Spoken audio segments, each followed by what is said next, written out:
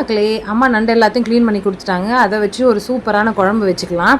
இது நான் இட்லிக்கும் தொட்டுக்குவோம், நான் மதியம் சாதத்துக்கும் வச்சுக்கலான்ற பிளானில் செஞ்சுருக்கேன். எண்ணெய் ஊற்றி சோம்பு போட்டு பொரிஞ்சதும் ஒரு 2 பெரிய வெங்காயத்தை பொடியாக நறுக்கி சேர்த்துக்கோங்க. அதில் 1.5 வெங்காயம் மட்டும் நீங்கள் சேர்த்தா போதும். அரை வெங்காயத்தை மிக்சி ஜாரில் போட்டுக்கோங்க. உங்கள்கிட்ட குட்டி வெங்காயம், அதாவது சின்ன வெங்காயம் இருந்ததுன்னா அதை போட்டுக்கலாம். ஒரு ஸ்பூன் மிளகு, சீரகம், சோம்பு, பூண்டு, இஞ்சி, ஒரு 10 பல்லு அளவுக்கு பூண்டு இருந்தால் போதும். எல்லாத்தையும் அந்த அரை வெங்காயத்தோடு சேர்த்து நல்லா விழுதாக அரைச்சி இது கூட சேர்த்து வதக்கிக்கோங்க.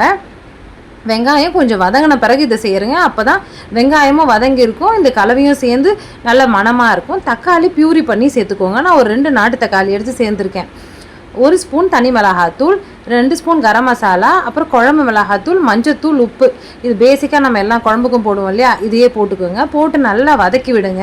வதக்கிட்டு கொஞ்சம் அடிப்பிடிக்கிற மாதிரி இருந்ததுன்னா இந்த மிக்சி ஜார் தக்காளி அரைச்சோம் இல்லையா, அதே கழுவி இதில் ஊற்றிக்கிட்டிங்கன்னா கொஞ்சம் அடிப்பிடிக்காமல் இருக்கும். இது நல்லா மசாலா நல்லா பிளெண்ட் ஆகி உங்களுக்கு சுண்டி இந்த குழம்பு வரும்போது நான் இன்றைக்கி கத்திரிக்காய் சேர்த்துருக்கேங்க. நல்லா சூப்பரான ஃப்ரெஷ்ஷான கத்திரிக்காய் கிடச்சிது. இதில் நீங்கள் உருளைக்கிழங்கு, பீன்ஸு, கேரட்டு எது வேணாலும் சேர்க்கலாம். எங்கள் வீட்டில் காய் சேர்த்தா பிடிக்கும், முருங்கைக்காய் கூட சேர்ப்போம் நண்டு குழம்புல. நண்டை வந்து மஞ்சத்தூள், உப்பு போட்டு ஒரு ஆவி போட்டு வேக வச்சுருக்கோம். ஏன்னா நண்டு வந்து கொஞ்சம் சீக்கிரமாகவே ஸ்பாயில் ஆகிடும். அதனால் ஒரு ஆவி போட்டு வச்சிட்டோன்னா அந்த ஃப்ரெஷ்னஸ் அப்படியே இருக்கும். போட்டு ஒரு கிளறி கொஞ்சம் தேவையான அளவு தண்ணி, குழம்புக்கு தேவையான அளவு தண்ணி ஊற்றிருக்கேன். நான் ஒரு பெரிய டம்ளரில் ஒரு 200 ml தண்ணி ஊற்றி ஒரு மூடி போட்டு மூடிட்டேங்க. இது நல்லா கொதித்து வரணும்.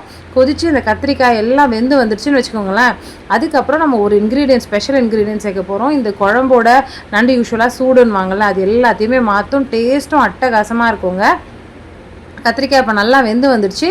நான் என்ன சேர்க்க போகிறேன்னா தேங்காய் பால், ஒரு அரை முடி தேங்காய் இல்லை 1/4 முடி தேங்காய் இருந்தால் கூட போதுங்க.